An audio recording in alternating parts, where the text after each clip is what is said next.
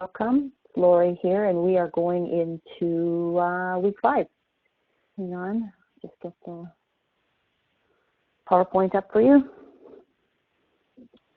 All right, awesome. So you finished 4 weeks. Here we go into week 5, and I remember, I like to tell you at this point, don't get caught up on the number on the scale. If you are putting the steps each week into play, your body is healing, things are changing, right? So you need to remember to stay calm, follow the program. The results have to come. They have to come if you're making these changes. I've been doing this too long to ever doubt that. They will come, all right? Just keep asking questions. Just keep asking questions. All right, let's talk a little bit about last week. So it was about eating at proper timing, right? What you're eating, but also when you're eating it. So it was about every 3 hours we needed to be eating, right, for that week. Now, if you don't keep that up, and let's say you don't eat that many times, that won't be that serious. Remember, the first 3 weeks are critical. Increasing that metabolism so that if you can get on skinny, that really is going to give you the best chance here at helping your body heal the most efficiently and effectively, right? And then it was protein, and then it was water, right? Those were the first 3 weeks that we talked about, okay? Last week we also looked at labels. So this is that's an eye-opener for people. And if you're reading a lot of labels in your house, here's the deal. You're bringing home too much food in boxes or bags that you have to read the labels on. You shouldn't have to read the labels on everything you're bringing home, on 80% of the stuff you're bringing home, right? I don't have, my pantry now is not full of food, right? And you know what stays in the pantry? Things that will stay on your hips forever as well, right? So we talked about changing maybe 1 or 2 things that you found, wow, that's way out of, I thought it was healthy and it's way out of the sugar and the fat zone for, 25 or 30%. Okay, so that was last week. And it is still getting protein at least 4 times a day. But even now, you take your body weight at 160 pounds, you should be eating 160 grams of protein, right? As close to it as you can. 140 wouldn't be acceptable. 150, you're a little bit closer. Get it? Okay? And we also talked about, why are you here? What's your reason? What really is the reason that you need to do this? And what I said, mine evolved, but I had to start writing it down in order for it to evolve. I had to really think about it. I had to find what really resonated inside me with why it was important to make these changes, right? And you were to describe yourself. When you would close your eyes, you can see yourself. You can actually feel it. You feel what it's like to sit down, to walk, to put your clothes on, all of those things. You would describe that. You were to paint that picture. If you didn't do that, don't even jump into this week. Do that first. Okay, let's go. So guess what? Week 5. Here we are now introducing exercise.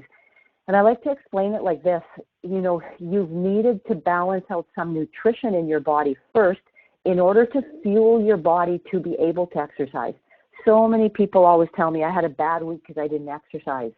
Well, you weren't able to exercise because you didn't eat right. You didn't give your body the nutrition and the fuel it needed to actually even feel like moving it, right? Your car doesn't run until you put gas in it. So those first 4 weeks here were a little bit about healing your body so that maybe you started feeling a little bit better and that you could actually start moving. Okay, so this week we're talking about, it's so simple, very, very simple. It's about activating before you eat.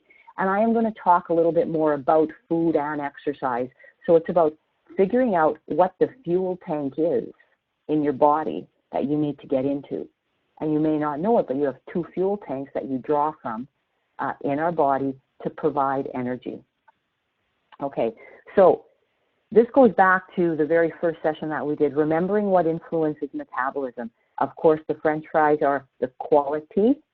That fuel tank is the quantity of your food, right, or your fuel, quality and quantity. We talked about Skinny per day. So this is it's a supplement. It's a food, right? Skinny isn't a drug. It's food sources put into a very convenient form, right? So it's very, very good. We talked about eating protein at breakfast. And again, fuel is a protein source that's very convenient. And often for people who can't eat in the morning, something light and easily digestible is best. That's our fuel source. But any protein will do, right? You know that. Sleep. When you're not sleeping well, your body actually goes into protection mode in a sense. When it's not well rested, it doesn't allow it to, maybe burn as many calories because it's protecting itself, right? It wants to keep itself alive. So, even that alone may slow down metabolism or affect so many other things that just cause your body not to want to lose weight, as one thing, right? Let alone so many other things, But sleep also improves when diet improves. It's all connected, all right? And the last thing here is, of course, exercise. And so these little things with the stars, that's what I'm focusing on this week. So a little bit more about that quantity and quality of the food that you're eating, but we're going to talk about exercise. Okay, so here, the quality and the quantity of food, when you combine the two, will give you balanced nutrition, and that's going to lead to leanness. So again, if you want to be lean, and I use the word lean, not skinny or thin, I like even the word fit. Lean means you have the right amount of fat on your body and the right amount of muscle. Goes back to somebody who might be a size 4 or 6 can still be fat, because that size 4 or 6 is mostly fat on their body and their body percentage. Being lean means you have a good balance of fat and muscle on your body, right? So it is both diet and there's some exercise, because you can't have muscle unless you use the muscle, and that just means activity, exercise, right? Okay, so macronutrients and micronutrients will give you the balanced nutrition. Macro means big, right? So what would be the macronutrients? They are protein, fats, and carbohydrates, believe it or not. So now we're not talking food groups here like protein, fats, the fruits and vegetables, dairy, and your grains. Those are the food groups. Okay, now I'm talking nutrients, right? So protein is a nutrient, fat is a nutrient. Now carbohydrates, well, fruits and vegetables and all the grains and their substitutes fall into carbohydrates. Dairy is dairy, there's some protein in dairy, there's some fat in dairy, and there's some carbohydrate in dairy. Okay, the nutrients. Okay, so we're talking nutrients. What are the micronutrients? What are the micronutrients? Well, they're vitamins, minerals, they're trace elements, and there's some herbs that are very, very healthy for our body. Okay, so macro meaning we need them in larger quantities. The micro meaning we need them in smaller quantities, right? And now that you see what they are, that makes sense. But which of the macronutrients influences a better metabolism, right? Protein does. This is what we've been talking about. The quote, remember, increasing protein alone will help somebody lose weight, not changing the amount of food they eat or even exercising, but just eating more protein. That was a quote from Lauren Cordain, right? Okay. Remember, protein causes satiety. You are satisfied. You're actually not hungry. There's no cravings. You feel full longer. Remember the metabolic tax. Your body just works harder to digest and use the protein, so the metabolism is increasing, right? Your metabolism is working harder. You need protein to help maintain muscle,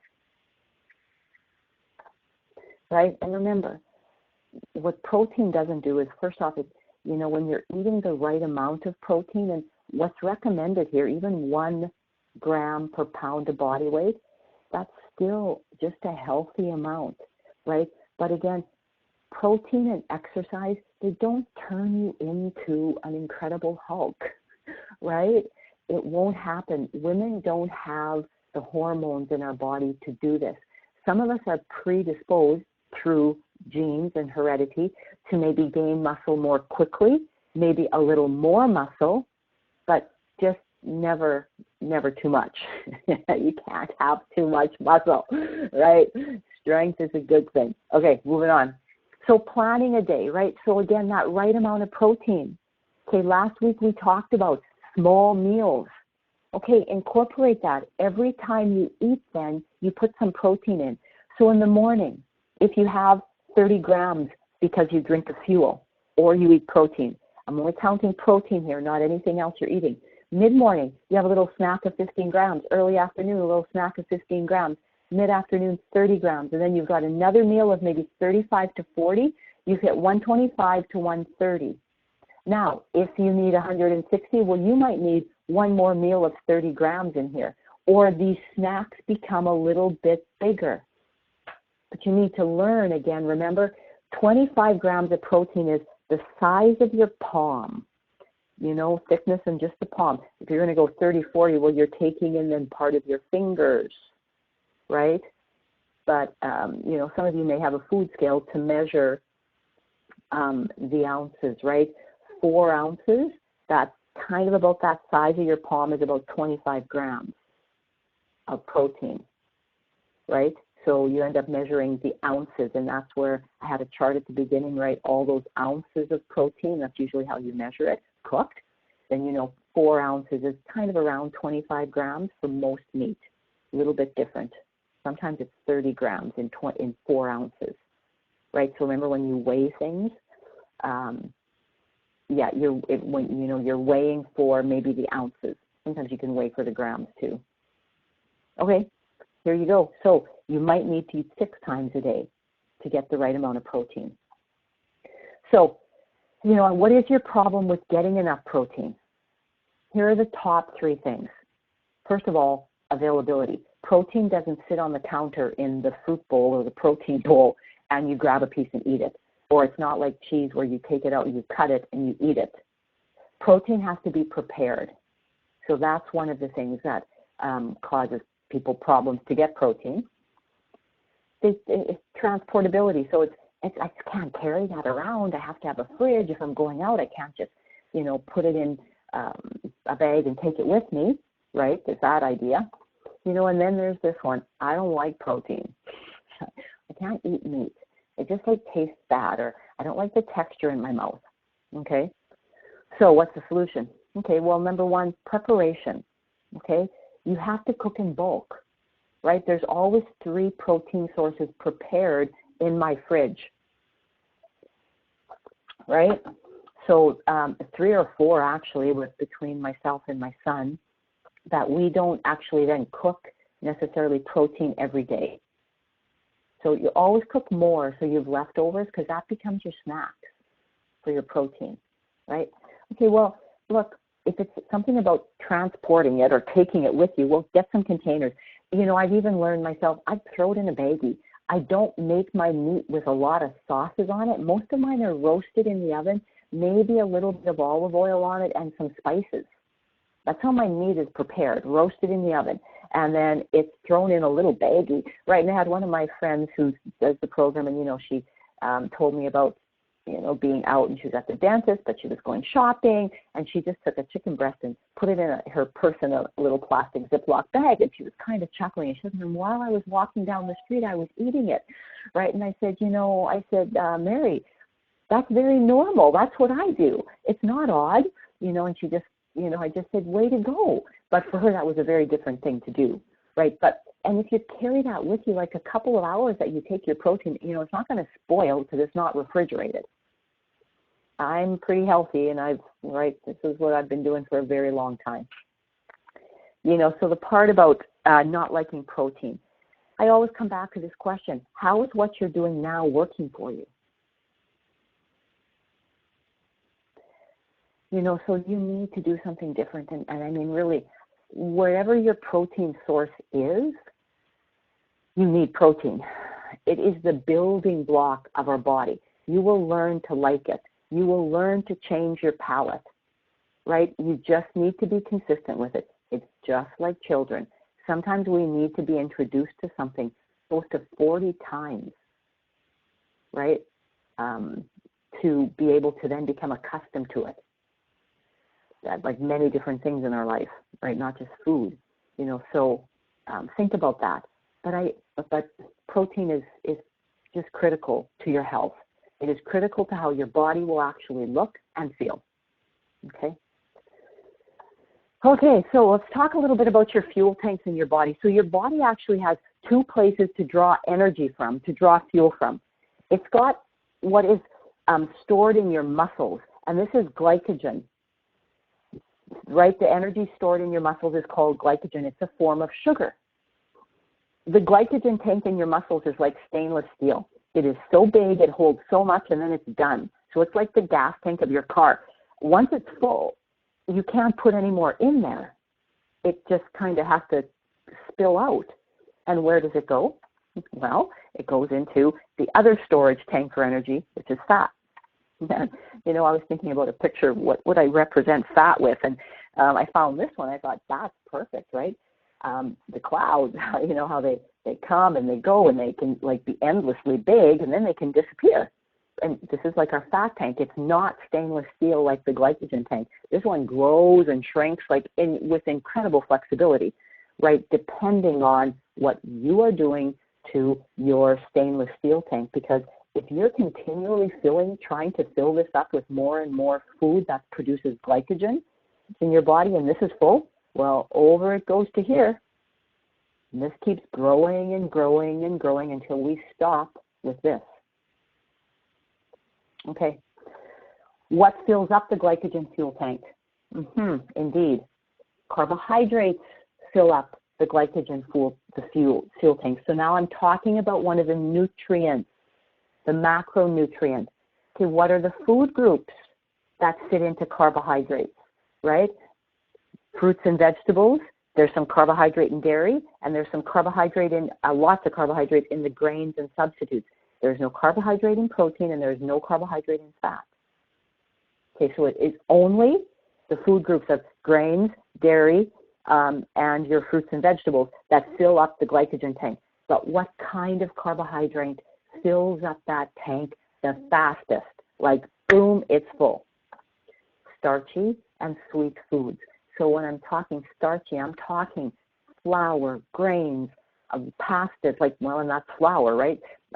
Rice is, another type of grain, but all of those starchy foods, and of course, the sweeter it is, the easier it is to digest, such as drinks, soda drinks full of sugar, fruit juices full of sugar with the other parts taken out of it. Those things fill up the glycogen tank the fastest. And then if you keep eating them, again, it spills out and has to go be stored in your fat tank. It's how your body does it, right? Now, there is a time when we need this faster preferred glycogen energy source. So I haven't talked about that. Your preferred energy source for your body is that glycogen tank. When it's full, that's where it wants to draw from. And this is a little bit about, because when you eat that sugar, remember, it goes into the blood, and then the hormone insulin has to come, and when insulin comes into the blood to take care of all the sugar, well, the fat and insulin can't be together for some reason, and it has to go back into the fat cell, so then you don't burn it. And when all that sugar and glycogen then is being processed in the body and the muscles get full and that glycogen tank is full, that's the source it wants to use. It will not draw from your stored fat. Okay, but there are times when we need a little bit of fast preferred glycogen energy source, and it is fast intense exercise burns up the glycogen. Fast intense exercise. This isn't walking. Or slow, long sustained runs don't necessarily use a lot of glycogen. They can be more fat burning, right? So it's not that we need that glycogen source, okay? But when you're in the fat loss game, we need to empty the glycogen fuel tank, because when it's empty, your body's still going to look for energy, and then where's it going to go? goes into the alternate fuel tank, which is our fat fuel tank. So we just have to stop pouring starchy, sweet foods into the blood, right? Because then the fat will stay and we'll draw from the fat for our energy, right? So let's empty the glycogen tank so we can go into the fat tank, right? Okay, so intense exercise requires glycogen. It burns it up, and that empties the glycogen tank, and then that keeps those levels low by the quality of fuel that you're eating, less starch and sweet.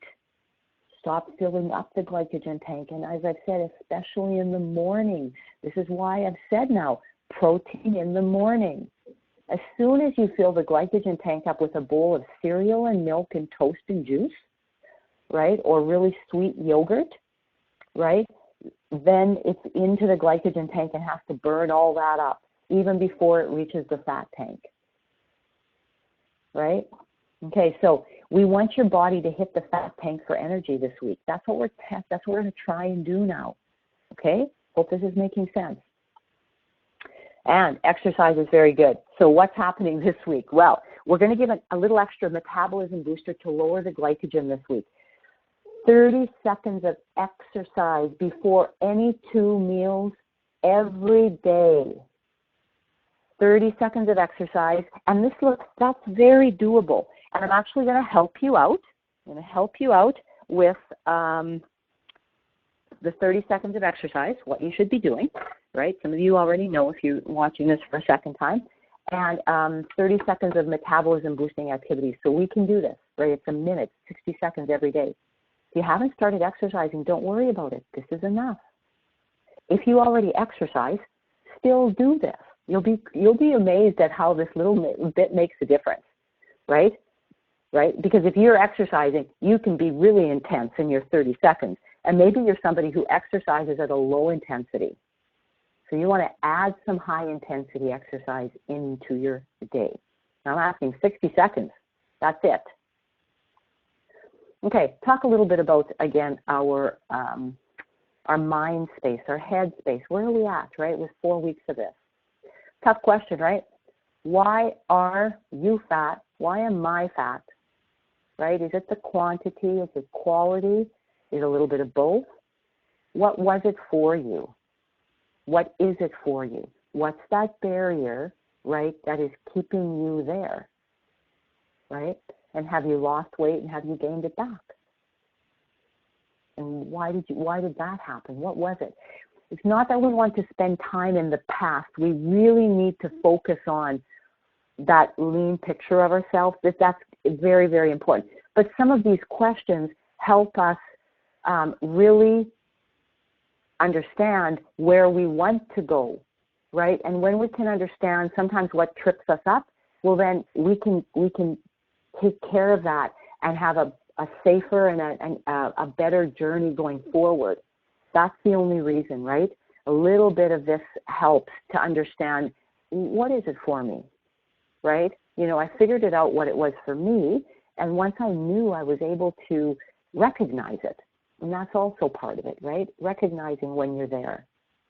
You know, this little part about it, it's kind of like smoking. Like, everybody knows smoking isn't good for you, and yet a lot of people smoke. And is it just you're immune to all the dangers of it? I mean, even me, I know overeating and binging wasn't good for me, but I still did it. How is that, right? Part of it is we train ourselves to react in a certain situation in that way. It's like our life raft. It's our safety mat. I'm home free there. But we're just kidding ourselves, right? We're just kidding ourselves. It is not a help. It actually becomes the smokescreen to the real problem. Because it's in a certain situation, I turn to my cigarettes, I turn to my binging, maybe it's I turn to drinking. Right? Maybe depression. But that's the smoke screen. That's what we're doing to avoid the real issue. So we're training ourselves, right? We do the best with what we know, right? Now you have a choice. Now you have a choice to work on this and try and change it. right? And you know, this is specifically talking about eating, right? Food is fuel. It's not a reward. Well, often, and this is something I'm really with our children, and I know I did it when my kids were young too. Food was a reward. There's nothing wrong with celebrating something with breaking bread together. That's totally different than focusing on, you did really good at marks in school, let's go get you a big fat sundae, right?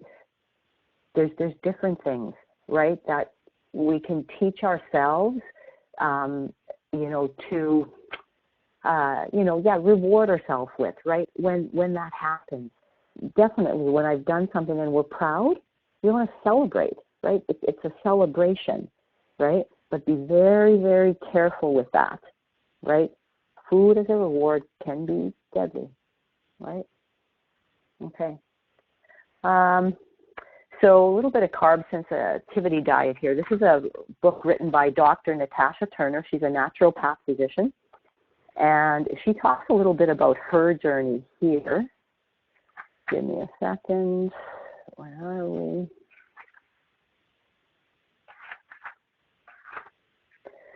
Right, so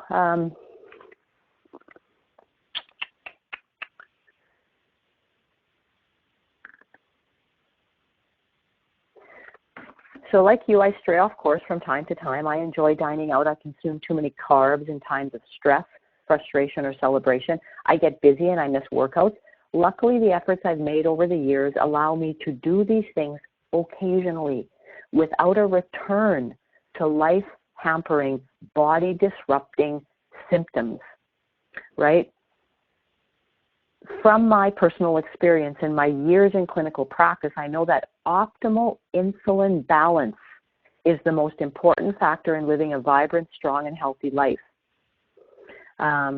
If you ask me the 3 most important things you could do for your health right now, I would give you the following advice. She goes, improve your sleep. Discover how sensitive you are to carbs.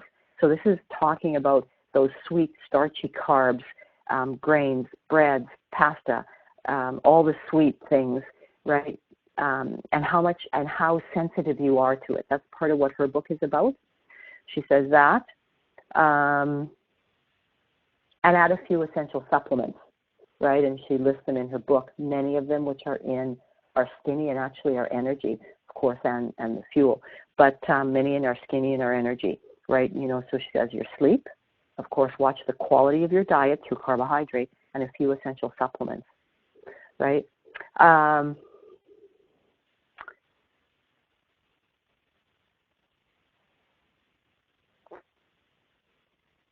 So as she said, she too, right? It's about making the changes but not slipping back, right?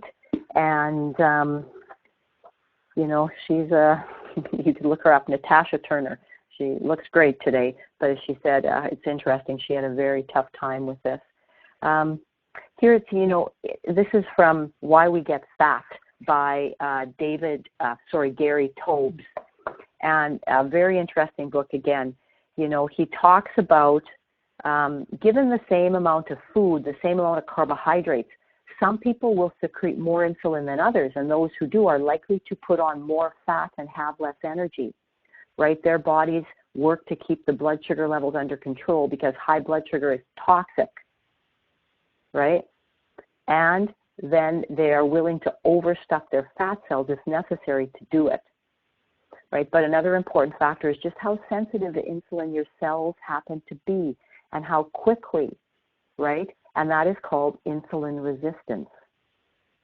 So again, talking about that now, again, the years that people have been doing this, often doctors are starting to wonder if there's a point of no return, you know, but I think for a lot of people, it just means it might take longer for us than other people. And I'm definitely like that, right? I've had to work very hard at this, being addicted to the carbohydrates, the sugar and the sweets and things like that.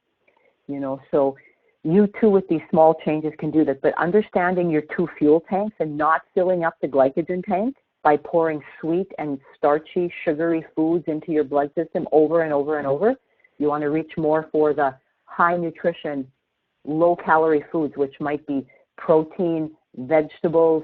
We're going to need healthy fats in there, of course, right?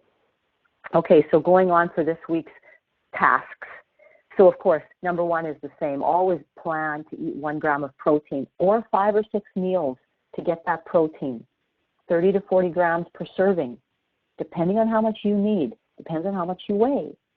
Okay, you're going to pick a 30-second exercise from what I post on our page to do twice per day before any 2 meals, continuously for 30 seconds.